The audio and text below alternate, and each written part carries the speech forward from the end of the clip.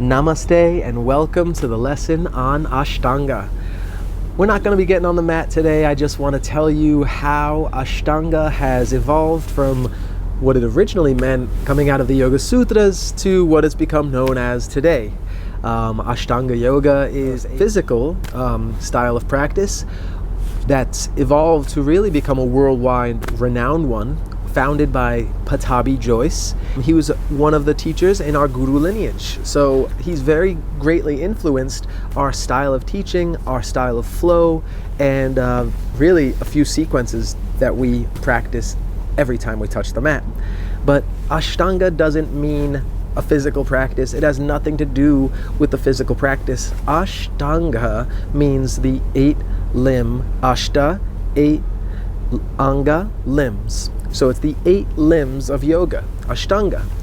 And what we practice on the mat is just the 3rd limb, is the asana. The one before that, the 2 before that, are the yamas and the niyamas, the ethics and the morals, or the ethical restraints and the moral observances of the yogi. But the 3rd limb has become the one that's so very popularized, so very approachable and sought after in the West. Well, we're going to be changing how we look at this 3rd limb. Coming after the 3rd limb is the 4th limb, pranayama, the breath control. The 5th limb, withdrawal from the senses, pratyahara. The 6th limb, unbreakable focus, laser-pointed focus, dharanha. The 7th limb, dhyana, or meditation. And of course, the 8th limb, the goal of the practice, is a divine absorption, or samadhi, of which there's 4 different types, and we'll get into all that stuff later, on top of me breaking down each one of these limbs in excruciating detail.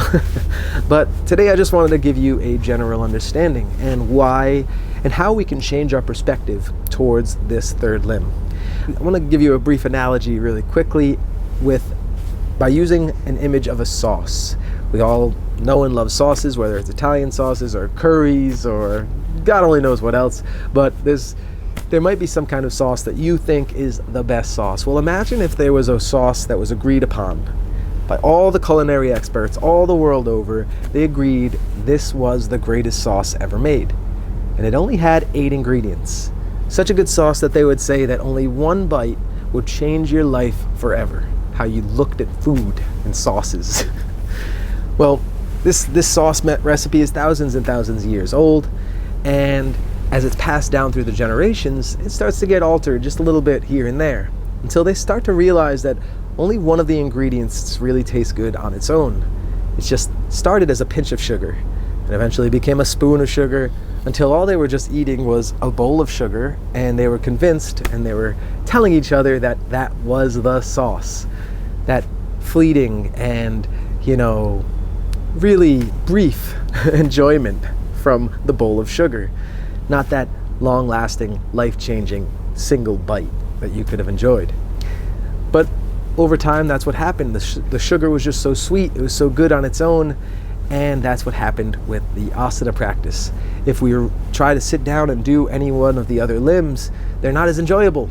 They're not as fun. They're not as fleetingly enjoyable or exciting as the 3rd limb, the asana.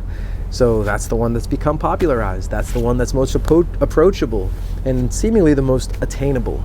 So in Purna Yoga, we try to teach Shashasapta Anga, the other 7 sapta, the other 7 limbs, which really can be the truly life-changing limbs when brought onto the practice on the mat and into life off the mat.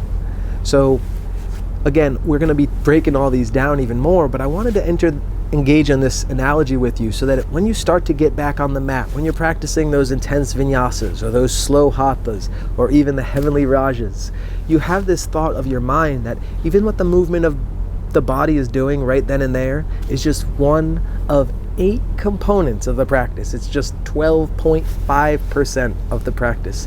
And to truly find the goal, that heavenly realm of the yoga, then and of the self-seeking path, then you're going to have to at least try to notice those other 7 limbs, encountering them in in your reactions in different circumstances, or just when you're sweating it out on the mat.